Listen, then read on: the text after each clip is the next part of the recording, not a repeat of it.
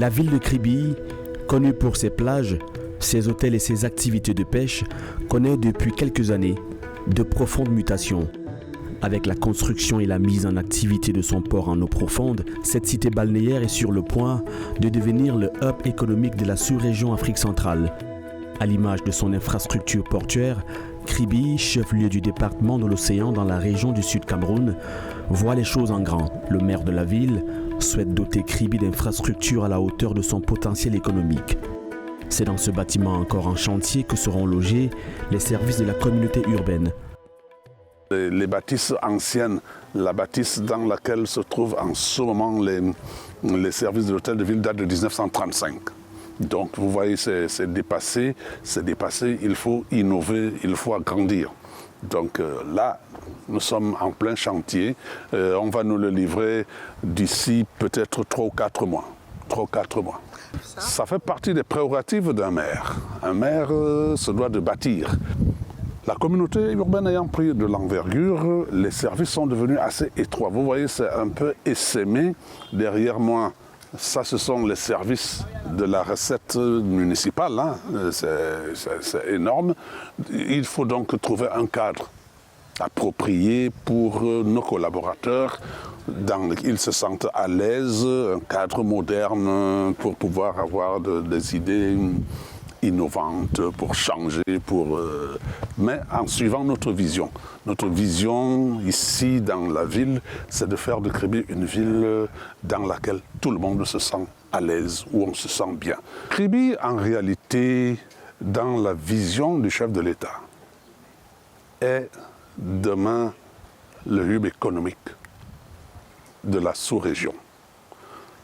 Parce que je ne peux pas vous le cacher, j'ai rencontré il n'y a pas longtemps le ministre gabonais de la décentralisation qui nous a dit « mais vous avez quelque chose à Kribi qui est en train d'impacter sur notre fonctionnement jusqu'à Pointe-Noire.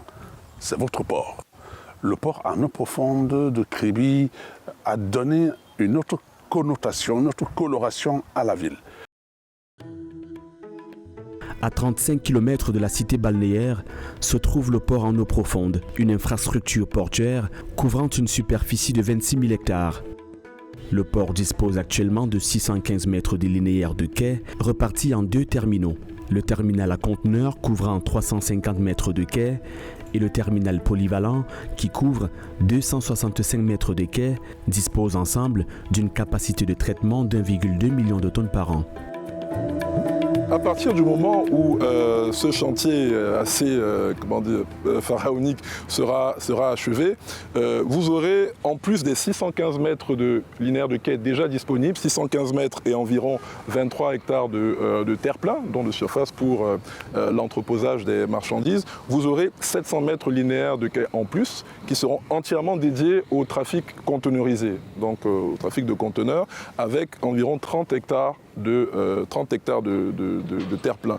Donc ce sera l'un des terminaux portuaires les plus modernes de la région, parce que au-delà de la capacité, au-delà de la profondeur des eaux, vous aurez les équipements les plus à la pointe en termes technologiques. Donc vous aurez véritablement un terminal qui sera extrêmement productif, qui sera également, bien entendu, mais ça va de soi, bien opéré, parce qu'on a des partenaires de renommée internationale, dont nous comptons véritablement en faire une vitrine, et comme on l'a dit, la référence en matière d'exploitation portuaire dans la sous-région Golfe de Guinée.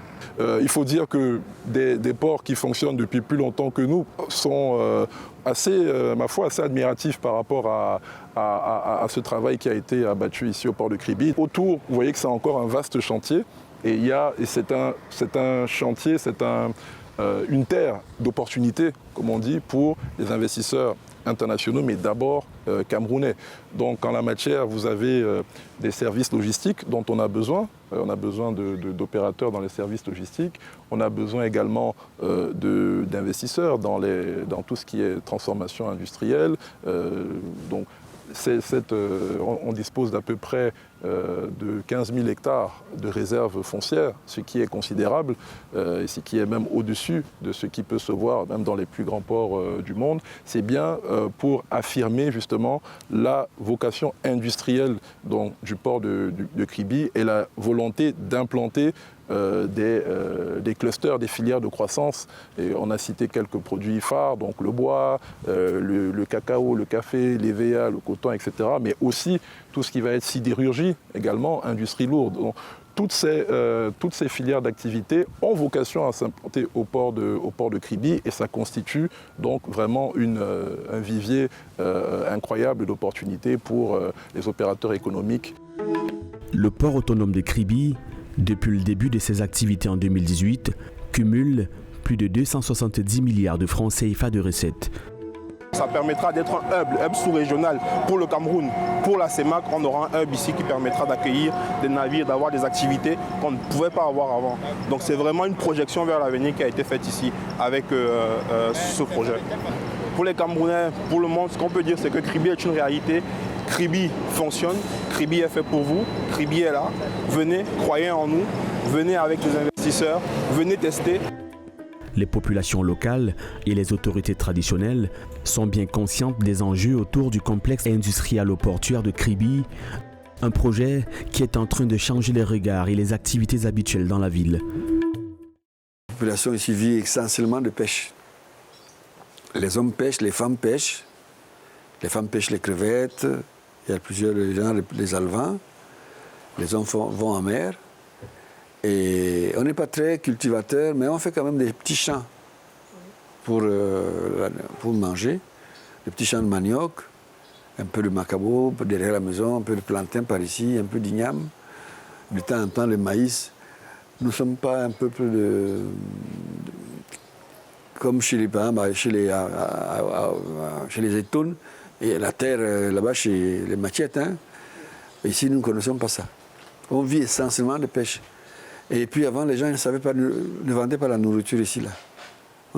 Parce que je me souviens, quand on était jeune, devant chaque maison, il y avait un régime de bananes qui mûrissait avec une gargoulette d'eau.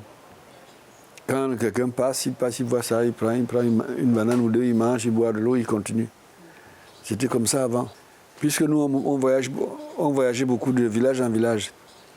Et ici, on peut aller jusqu'à Campo à pied, comme on peut aller à Douala à pied, ou par la pirogue. Donc, les gens voyageaient beaucoup comme ça. Et puis, on est parenté un peu partout. Les familles, moi, je peux vous dire que j'ai la famille d'ici à tel village jusqu'au Gabon. Parce que les gens, ce déplacement faisait en sorte que j'ai une tante qui est partie en mariage là-bas, j'ai une sœur qui est partie en mariage loin là-bas, ainsi de suite. Donc on se connaissait tous. Le port autonome est un monstre, parce que c'est la façon dont le pays a vu ça, ils ont vu ça quelque chose de grandiose. Et pas seulement un port, hein. C'est toute une ville qui va être construite avec des usines, une zone industrielle immense, avec le train, avec la gare, plus d'autres industries qui vont s'ajouter. Il y a le minerai de fer de Mbalam, il y a une raffinerie de pétrole, il y a une cimenterie, il y a une usine de traitement de métaux. Tout ça se voit déjà. Si vous allez au port, vous allez voir qu'il y a déjà des usines qui sont installées, chocolaterie, usine de montage de caterpillars, les engins de travaux publics, c'est plein de projets. Bon, tout ça, c'est l'avenir de Kribi. Nous autres, on est un peu inquiets parce que le pétrole nous a un peu chassé le poisson. Il faut par exemple que l'on aide les pêcheurs à s'organiser avec du matériel moderne et puis créer des fermes aquacoles pour élever du poisson en mer. Comme j'ai vu ailleurs, en Mauritanie, au Sénégal. On élève les poissons, on fait des fermes en mer. Et donc c'est ça qu'il faut faire. Il y a beaucoup de choses qu'il faut faire. Bon, vous savez, c'est maintenant qu'on commence à penser décentralisation. Le pouvoir ne doit plus être uniquement à Yaoundé, ça doit être décentralisé un peu partout. Et c'est dans les régions que les régions vont maintenant penser eux aussi à développer les choses. Bon, moi, je suis à la commune comme conseiller municipal et à la mairie, la petite mairie.